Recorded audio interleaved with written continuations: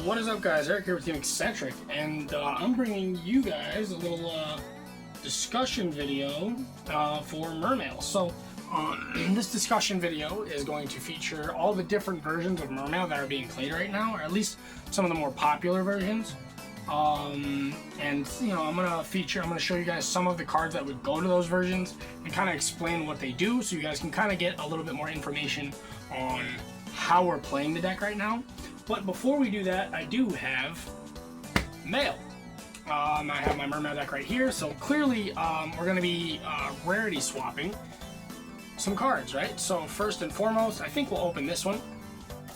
I'm really excited because I think my high rarity Mermail cards should be in here. So first and foremost though, we are opening our Crimson Blade Dragon. So Crimson Blade Dragon, I actually have an idea for this card.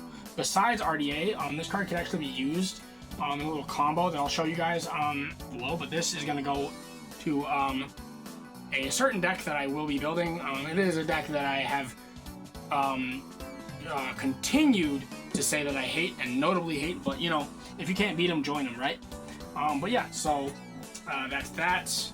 And then, last but not least, I believe this should hopefully be what I think it is. Let's see. It is in fact the QCR Shadow Squads, an entire playset. So let's swap these in, and then we'll get right to the discussion videos. So swap out these secret rares.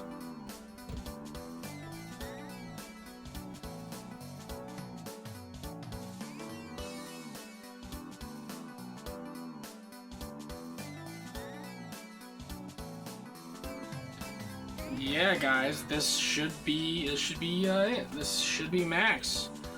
Let's see. Yeah, looks like. Oh yeah, guys. Oh yeah, max, damn near max rarity. Oh, this feels good. Oh, this is gonna feel good to combo off with. Oh boy. All right, so we'll just put the deck away for now, and then we will start talking about the discussion video that I mentioned, right? So, so there are 4 main versions of Mermail that I think are being played right now. So it's the Testudo build, the Goatee build, the Umi build, and the Ice Barrier build, right? So some of the cards here are featured, not everything, because I don't have everything for some of the builds. Excuse me. Like the Goatee build, I don't have everything for. The Ice Barrier build, I know I have everything for. The Umi build, I should have everything for, but it kind of depends, I suppose, on which way people are playing it. And then obviously the Testudo build I'm currently playing, right? So let's get into the pros and cons of each different version. So the Testudo build. The thing I like about the Testudo build, and this is actually the version I'm currently playing, the Testudo build I think has the most restrictive floodgate, in that Testudo prevents your opponent from, it also prevents you, but it prevents your opponent as well from special summoning anything 1800 or more. So like, that prevents your opponent from even attempting to fusion summon for Draco Tail names, and it prevents you know, any Mitsurugi monster from coming out, pretty much. Any Mitsurugi ritual monster from coming out. It prevents you know, even in the rogue tier, prevents things like Blue Eyes, it prevents things like Regenesis, it prevents things, like, it just prevents a lot of really good decks from being able to pop off, and that's why I like the Testudo build. You know, its combos are pretty clear and concise, in that you, you always want to end your combo on Testudo rather than start with Testudo. The other plus side is that you can normal summon Testudo, and if you have a bunch of hand traps, like, you can kind of prevent the Testudo from being you know, destroyed. So like, that's what I like about the Testudo. And then the downside of the Testudo is also the very same thing, is that if you normal summon this, it doesn't have any attack points. So it's immediately just like normal summon a 200 attack point monster and attack over, right? Another downside is that, like, it's restrictive in that it also restricts you from playing and summoning anything 1800 or more, or at least special summoning anything 1800 or more, and that can be very detrimental. Another downside is that it requires you to play, if you want to get the most bang for your buck, it requires you to play on like a couple bricks, like the butterfly fish. So like, I think that's a downside, as well as the downside that, like, if your opponent has a board breaker and you don't have a way to stop this, stop the board breaker, like, this card is going to get cleared and you're going to have to play through. And then last but not least, I think for another downside is that once you summon the Testudo and do your full combo, you're kind of like hoping that your opponent doesn't break your board, because if they do, right, your Testudo gets cleared, say, for example, you're now having to play in a way kind of from behind, because you've already kind of used a lot of your resources into summoning the Testudo, and unless you're playing cards to recycle things, you're kind of just hoping that like your Mermail engine in and of itself will get you through. So that's awkward, right? So that's the upsides and the downsides of the Testudo build. Next, we're gonna go to what I call the Team COG special, because that is my guy right there, and he plays the Ice Barrier version. So I don't know exactly, I can't remember exactly if he plays the Trishula Zero, but I know he plays the General Raiho. I'm pretty sure he plays the Warlock. I don't remember if he plays, I don't think he plays the Ice Jade Ranagerine, but I know he plays obviously the Raiho, the Warlock, and the Lancia, I'm pretty sure. So this version's upsides are that this version has a lot of recursion, in that if your Lancia gets destroyed or banished, you have ways to summon things from the extra deck, like Trishula. Another upside is that General Raiho is basically Murakumo, but continuous. So like, you just hand loop your opponent with like Mulan, Trish, and Minstrel, and then you trigger Prima Donna's effect if you decide not to go the Warlock route, and you trigger Prima Donna's Grave effect to shuffle a banished card back in the deck, to shuffle back the card you Minstreled away, or the card you Trishula'd away, either depending upon which one is better. And then you summon the General Raiho, so that after you loop them for like 3 or 4 cards, you start looping them for the last few cards that they draw for turn. So like, that's really strong. Also, the Warlock of the Ice Barrier is a floodgate for spell cards, so like, it's anti-spell fragrance if you control another Ice Barrier monster with it, which in this version you generally will. There's also Mirror Mage of the Ice Barrier, so like, that's another upside of this version, is that there's a lot more starters. So like, you can play, if you really wanted to, Revealer, you could play Hexa, you could play Mirror Mage. There's a lot of upside for playing this version in terms of main deck starters. Another upside is that it's very simple to get into your end board pieces, like Ice Jade Ranagerine can get you right into your Lancia, Ancestral Dragon of Ice Mountain. It can get you into the Sword Soul Sovereign Changing. It can get you into the Ice Jade the Ice Jade Gamiragerine. So like, very, very easy to build your end board. Another upside is that this version does not really suffer from some of the inconsistencies that the Testudo version does, which is really cool. Now for some of the downsides of this version, right? Some of the downsides are that General Raiho and a Warlock of the Ice Barrier are hard bricks for the most part, right? I mean, Warlock you can kind of get away with because it is at least normal summonable. Also, it is revivable off of Poseidra Abyss. But General Raiho, like, its only way to be summoned is if you like tribute summon it somehow, or if you summon it off Lancia, Ancestral Dragon of Ice Mountain. So like, that's one of the downsides.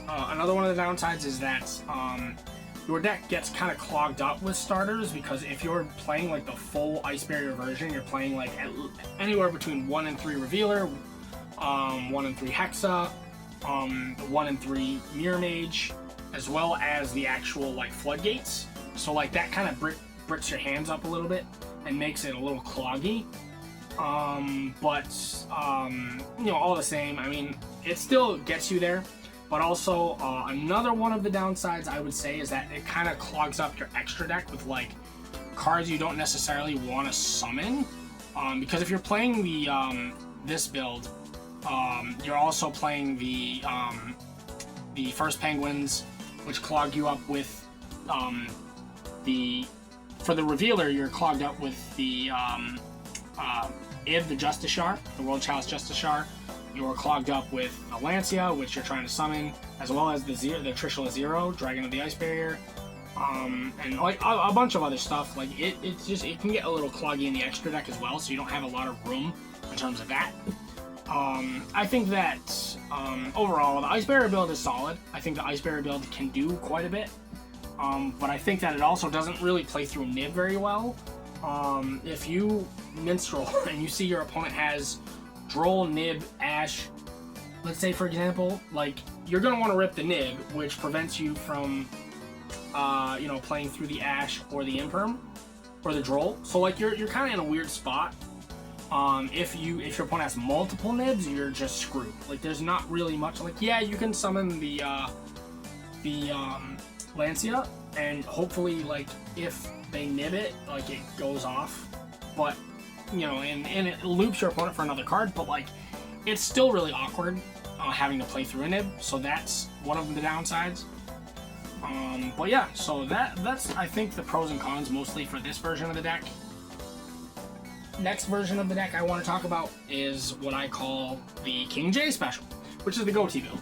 So I think the Goatee build is actually really cool. I think there's still a lot of development to be done to some degree. I think the deck is mostly figured out. I think King J is definitely an innovator in this space when it comes to Mermail. I think this deck has a lot of grind.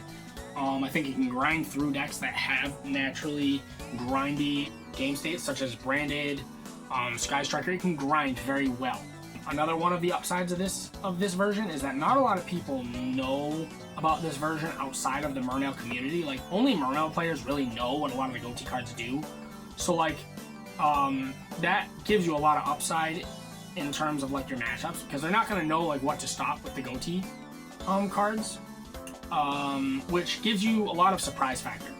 Another upside would be that a lot of your cards are actually very searchable. Like for example, Coelacanth is searchable through more ways than just Abyss Rhyme. It's searchable through, you can play White or Whale, you can play Asken, any level 8 fish synchro with First Penguin, your Coelacanth is actually searchable, which I think is really cool. It's really nifty, right? So that's another one of the upsides. And then another upside I would say is the Goatee of the Deep Beyond is literally just OTK if it resolves. You just banish everything on both players' fields and then you just go in for the kill. It has really cool combo lines. It does a lot. Like the Goatee version does a lot. Now for some of the downsides. So the downsides are that I feel like this version can get a little bricky because you are playing a lot more fish targets to summon off the Goatee monsters. So that can kind of clog up your hands with some of the targets you'd want to summon off the Coelacanth, rather than your actual consistency cards and your starters.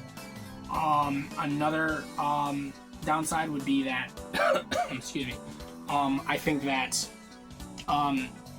like the consistency is just not entirely there in my opinion.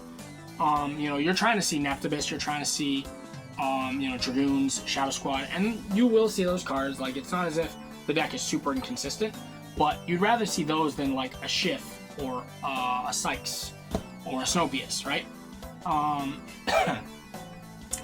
Some other downsides would be that I think it kind of goes against some of what Mermail could do, like in the hand loop aspect, because Mermail can get to Moonlit Glacier very easily. It can get to hand loops and Trishula very, very simply. But all that noted, you know, you're kind of not playing Mooling Glacier in a Goaty build because you don't want to brick on it, and you know, you're trying to grind more than you're trying to just outright end games with hand loops. And I think that kind of goes against the inherent nature of what Mermail wants to do, which is to kind of, in a way, make non-games or make very difficult games for your opponent. So that's another downside, right? And then last but not least, for the downsides for the Goaty version, is that you're clogging up your extra deck with a lot of synchro monsters that you normally wouldn't really want to play. Or like if you do play, it's like they kind of are underwhelming in my opinion. I think the most like substantial like Goaty obviously is the Goaty of the Deep Beyond, and then like Ashcan and White Aura Whale. Like those are the three cards that are like the most summonable. So, and then last but not least, and this is actually I think one of the most you know, developing versions of the Mermail deck, and that is the Yuumi build. So the Yuumi build actually plays cards like Ocean Dragon Lord, Kairyushin, Electric Jellyfish, the Magallanica, the Deep Sea City, and Sea Stealth 2. So these cards all have their own uses, and because I don't know if you guys have actually seen some of these cards, I'll go through some of what they do. So Sea Stealth Attack, Sea Stealth 2 counts as Yuumi while it's on the field or in the graveyard. Your opponent can't target water monsters you control with non-water monster effects. At the start of the battle phase, you can special summon from your hand or graveyard one monster that mentions Yuumi, or one water normal monster in defense position, but destroy it at the end phase. So like that's Sea Stealth 2. Magallanica, the Deep Sea City, is always treated as Yuumi. When this card is activated, you can place one water monster from your deck to the top of your deck, which gives you, you know, knowledge of what your Ravenous draw is going to be if you don't use Minstrel's Restack effect. Also, you could target one water monster you control, increase its level by 1 or 2 until the end of the turn, even if this card leaves the field. Also, once per turn during your main phase, if you special summon a water synchro monster, special summon, not synchro summon by the way, you can look at your opponent's hand, and if you do, banish one card from it face up until the end phase. So like that gives you more hand looping capability, as well as it allows you to kind of give your Prima Donna more versatility in terms of what it's banishing, or what's being banished from the hand and then being sent back to your opponent's hand, and then what your Prima Donna's Grave effect will shuffle back into the deck from your opponent's banished pile, right? Then we have the Electric Jellyfish. So Electric Jellyfish is actually pretty much a negate for monsters and spells. So I'll read it off. You can send one Yuumi from your hand, deck, or face-up field to the graveyard. Special summon one water monster from your hand. When your opponent activates a monster effect or spell card or effect while Yuumi is on the field, quick effect, you can negate this, negate that effect. Then you can make this card gain 600 attack and defense permanently. The attack boost does not go away. You can only use each effect of Electric Jellyfish once per turn. So like this card is a hard negate for monsters and spells, which is really cool. And then the Ocean Dragon Lord Kairyushin, which is in fact the Sea Serpent, which makes it searchable off of Atlantean Dragoons. While Yuumi is on the field, each player can only control one face-up non-water monster. If a player controls 2 or more, they must send some to the graveyard so that they only control one. Which basically, in a way, is another barrier statue in a sense. So like I would say that the inheritor of the barrier statue lock, or it would be the Testudo, but the Kairyushin would be it would be the barrier statue's kind of slower cousin, right? This card also during your main phase can add from your deck to your hand one Yuumi or one Kairyushin spell trap or one Sea Stealth spell trap. So you can play this version however you see fit. You can, you know, play this whole engine, or if you want to, you can just play the Ocean Dragon Lord and the Magallanica. You can play the Ocean Dragon Lord and the Sea Stealth. You can play the only card that I feel like is mandatory in this is the Ocean Dragonlord Coyote Ocean. Otherwise, you just play one of these two, and then if you decide to, you can play another set of this engine, right? So this engine's really cool. In my opinion, I think it's actually very, very interesting, and I think it definitely has promise, especially with the Coyote Ocean effectively being Gozen match. And that, I mean, that's really crazy. Just making it so that your opponent can only control effectively one monster if they're not playing any waters. I think that's crazy, especially considering the fact that we only play water, so it doesn't really matter what we summon. It's just our opponent that gets blocked. I think that's really, really strong. I think that it's definitely one of the more interesting builds of the deck. So, yeah, you guys let me know what you guys think of each of these builds, and let me know which version you're playing. Let me know which version you prefer, or which version you think is the strongest. I am still on the Testudo build. Let me end the video effectively by saying that none of these versions are hard locks. It's not as if you play the Ice Barrier version, you can't side pieces of the